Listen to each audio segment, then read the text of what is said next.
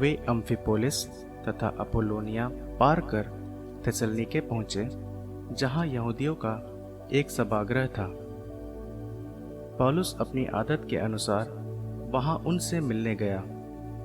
उसने 3 विश्राम दिवसों को उनके साथ तर्क वितर्क किया और धर्म ग्रंथ की व्याख्या करते हुए यह प्रमाणित किया कि मसीह के लिए दुख भोगना और मृतकों में से जी उठना आवश्यक था।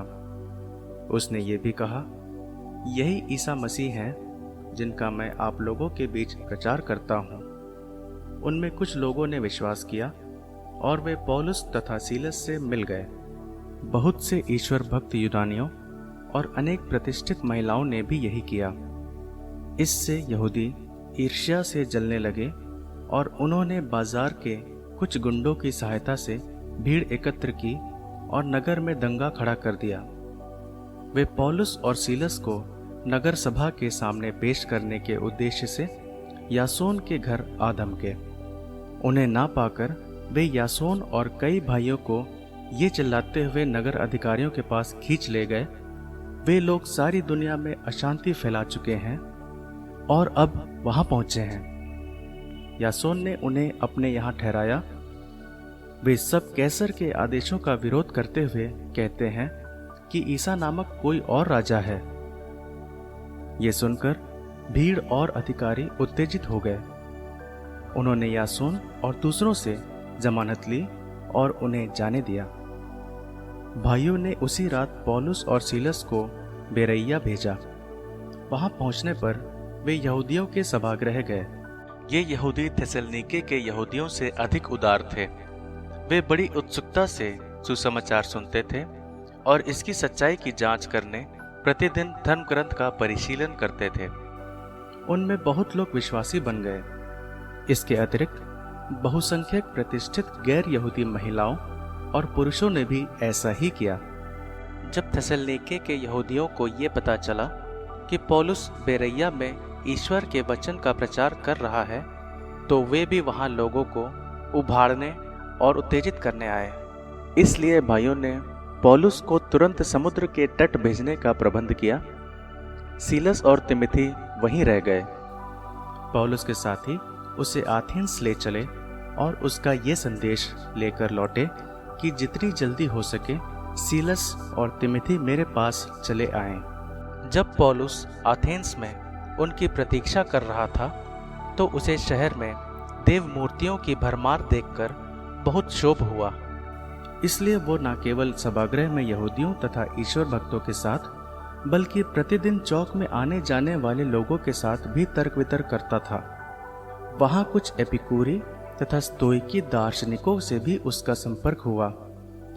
कुछ लोग कहते थे, ये बकवादी हमसे क्या कहना चाहता है। कुछ लोग कहते थे, ये विदेशी देवताओं का प्रचारक जान पड़ता है, क्योंकि वह ईसा तथा पुनरुत्थान के विषय में बोलता था। इसलिए वे उसे पकड़कर परिषद ले गए। उन्होंने कहा, क्या हम ये जान सकते हैं कि आप कौन सी नई शिक्षा देते हैं?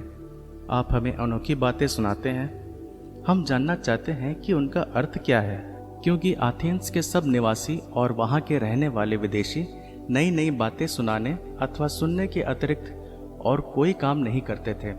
परिषद के सामने खड़ा होकर पौलुस ने यह कहा, एथेंस के सज्जनों, मैं देख रहा हूँ कि आप लोग देवताओं पर बहुत अधिक श्रद्धा रखते हैं। आपके मंदिरों का परिभ्रमण करते समय मुझे एक वेदी पर यह अभिलेख मिला, अज्ञात देवता को आप लोग अनजाने जिसकी पूजा करते हैं, मैं उसी के विषय में आपको बताने आया हूँ। जिस ईश्वर ने विश्व तथा उसमें जो कुछ है वह सब बनाया है, और जो स्वर्ग और पृथ्वी का प्रभु है, वो हाथ से बनाए हुए मंदिरों में निवास नहीं करता। वो इसलिए मनुष्यों की पूजा स्वीकार नहीं करता कि उसे किसी वस्तु का अभाव है। वह तो सभी को जीवन, प्राण और सब कुछ प्रदान करता है। उसने एक ही मूल पुरुष से मानव जाति के सब राष्ट्रों की सृष्टि की और उन्हें सारी पृथ्वी पर बसाया। उसने उनके इतिहास के युग और उनके क्षेत्रों के सीमांत निर्धारित किए। ये इसलिए हुआ कि मनुष्य ईश्वर का अनुसंधान करें और उसे खोजते हुए संभवतः उसे प्राप्त करें, यद्यपि वास्तव में वह हम में से किसी से भी दूर नहीं है, क्योंकि उसी में हमारा जीवन, हमारी गति तथा हमारा अस्तित्व निहित है। जैसा कि आपके कुछ कवियों ने कहा है, हम भी उसके वंशज हैं। यदि हम ईश्वर के वंशज हैं तो हमें यह नहीं समझना चाहिए कि परमात्मा सोने, चांदी या पत्थर की मूर्ति से सादृश्य रखता है, जो मनुष्य की कला तथा कल्पना की उपज है। ईश्वर ने अज्ञान के युगों का लेखा लेना नहीं चाहा, परंतु अब उसकी आज्ञा यह है कि सर्वत्र सभी मनुष्य पश्चाताप करें, क्योंकि उसने वो दिन निश्चित किया है जिसमें वह एक पूर्व निर्धारित व्यक्ति द्वारा समस्त संसार का न्यायपूर्वक विचार करेगा। ईश्वर ने उस व्यक्ति को मृतकों में से पुनर्जीवित कर सबको अपने इस निश्चय का प्रमाण दिया है। मृतकों के पुनरुत्थान की चर्चा सुनते ही कुछ लोगों ने उपहास किया और कुछ लोगों ने ये कहा, इस विषय पर हम फिर कभी आपकी बात सुनेंगे। इसलिए पौलुस उन्हें छोड़कर चला गया। फिर भी कई व्यक्ति उसके साथ हो लिए और विश्वासी बन गए, जैसे परिषद का सदस्य दियोनिसियुस, दामरिस नामक महिला और अन्य लोग भी।